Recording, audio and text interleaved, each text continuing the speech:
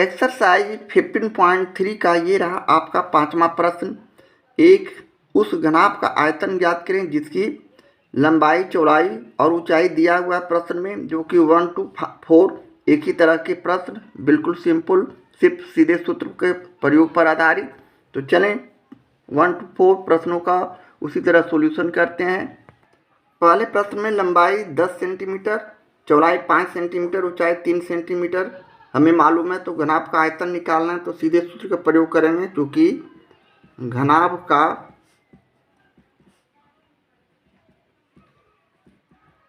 आयतन बराबर सूत्र है लंबाई गुने चौड़ाई और गुने ऊंचाई। यहाँ से हम लोग लंबाई 10, चौड़ाई 5 और ऊंचाई 3 लिखते हुए सीधे गुना कर देंगे। 10 पचे 50, 50 को 3 से गुना किए तो 150 सेंटीमीटर क्यूब, इसलिए कि आयतन है तो हमारा घातांक क्यू हो जाएगा और यही हमारा आंसर हो गया। इसी तरह दूसरे प्रश्न का भी सॉल्यूशन करेंगे। यानी दूसरे प्रश्न में लंबाई हमारा 10 सेंटीमीटर है, चौड़ाई 8 सेंटीमीटर है और ऊंचाई हमारे पास 3 सेंटीमीटर है। तो हमें घन का आयतन निकालना है घनाभ का, तो लिखेंगे चूंकि घनाभ का आयतन बराबर हमारे पास सूत्र उसी तरह लंबाई गुने चौड़ाई और गुने ऊंचाई। यानी लंबाई यहाँ 10, चौड़ाई 8 और ऊंचाई 3, 10 अठे 80, 8 तिहाई 24 यानी 240 सेंटीमीटर क्यूब में लिखेंगे। इसी तरह तीसरे प्रश्न को लेते हैं। तीसरे प्रश्न में हमारा लंबाई दिया हुआ है जो कि है 1.5 मीटर, मीटर में दिया हुआ है।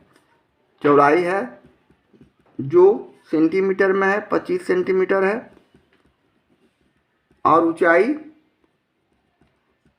हमारे पास 15 सेंटीमीटर है। यानी हमारी दो राशि चौड़ाई और ऊंचाई सेंटीमीटर में और लंबाई मीटर में है, तो इसे सजातीय बनाना होगा।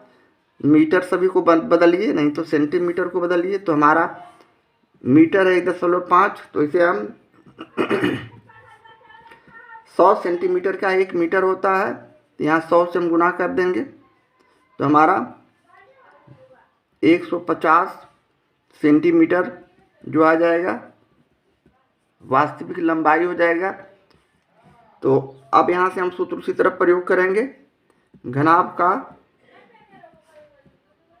आयतन बराबर उसी तरह लंबाई गुने चौड़ाई और गुने ऊंचाई। लंबाई यहाँ हो गया 150, चौड़ाई हो गया 25 और ऊंचाई हो गया 15। अब यहाँ से हम लोग सभी को गुना करते हैं, यानी रफ वर्ग में 25 को 15 से गुना किए, 15 पचे 75, 15 दूनी 30 यानी 5, 7, 3 और 15 से सिर्फ इसे गुना कर रहे हैं। तो 5 पचे 25, 7 पचे 35 और 2 37 के साथ हासिल 3, 5 से 15 और 3 18 और 1 से गुना करने में 375। इस तरह इसे हम जोड़ते हैं तो 5, 7, 5, 12 2 हासिल 1, 8, 7, 15, 1, 16, 6 हासिल 1, 3, 1, 4 और 1, 5 यानी हमारा 5625 आ रहा है। अब इस पर शून्य बैठाएंगे तो यहाँ भी शून्य बैठाएंगे, तो यहाँ हम लिख देंगे 56,250 सेंटीमीटर में आए हैं प्रश्न, तो सेंटीमीटर में हम इसे सेंटीमीटर क्यूब कर देंगे और यही हमारा आंसर हो गया। इसी तरह चौथे प्रश्न का भी सॉल्यूशन करते हैं, बिल्कुल सूत्र पर आधारित, सीधे प्रश्न पर आधारित, सीधे सूत्र पर आधारित। लंबाई 10 सेंटीमीटर है चौथे प्रश्न में, चौड़ाई 5 सेंटीमीटर है, 5 सेंटीमीटर। ऊंचाई हमारे पास दिया हुआ है 3.2 सेंटीमीटर।